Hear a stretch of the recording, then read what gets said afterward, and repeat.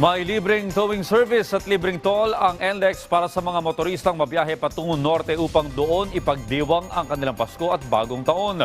Si Gab Villegas sa Detalye Live.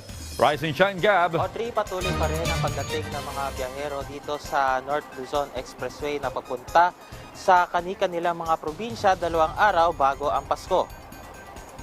Ayon sa pamunuan ng NLEX, nakadeploy pa rin ang kanilang karagdagang traffic, toll at emergency and medical response teams.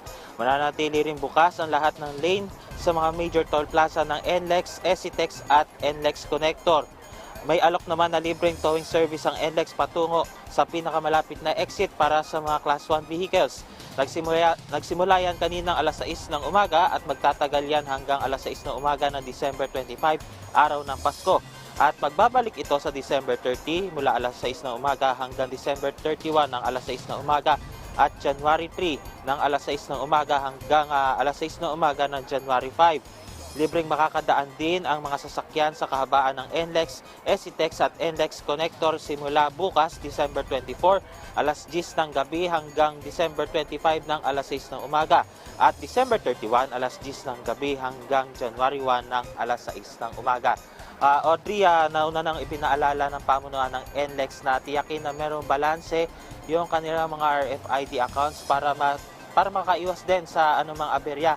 At ipinapaalala rin ng pamunuan ng NLEX na bago umalis sa inyong mga tahanan para doon sa mga bibiyahe ngayong araw, i-check lagi yung kanilang mga sasakyan bago bumiyahe para mag-smooth sailing yung kanilang pagmamaneho.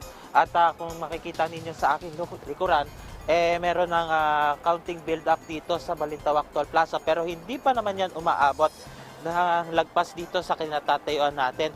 At inaasahan rin, Audrey, na mas kakapal pa ito sa mga susunod na oras. At nagpaalala rin yung ang pamunuan ng NLEX na kung makakaranas man ng anumang abala o aberya sa daan ay mangyaring mag-message sa kanilang mga social media pages o di kaya ay tumawag sa 135,000. At yan muna ang update mula rito sa NLEX Balintawak Plaza, Toll Plaza. Balik sa'yo, Audrey. Maraming salamat, Gab Villegas.